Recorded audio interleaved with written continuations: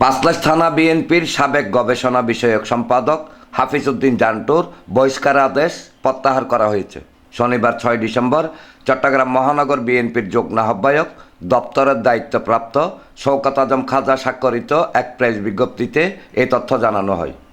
এদিকে দলের দুঃসময়ের কাণ্ডারি নির্যাতিত নেতা হাফিজ উদ্দিন জান্টুর বহিষ্কার আদেশ প্রত্যাহার করায় পাঁচলাইশ থানা ও আমিন শিল্প অঞ্চল 43 নং সাংগঠনিক ওয়ার্ড বিএনপি এবং অঙ্গ সংগঠনের পক্ষ থেকে দলের ভারপ্রাপ্ত চেয়ারম্যান তারেক রহমান, চট্টগ্রাম মহানগর বিএনপির আহ্বায়ক আলহাজ এরশাদুল্লাহ, সদস্য সচিব নাজিমুর রহমান, পাঁচলাইশ থানা বিএনপির সাবেক সাধারণ সম্পাদক মনির আহমেদ চৌধুরী ও আমিন শিল্প অঞ্চল 43 নং সাংগঠনিক ওয়ার্ড বিএনপির আহ্বায়ক আব্দুল বাতেনের প্রতি ধন্যবাদ ও কৃতজ্ঞতা জানান।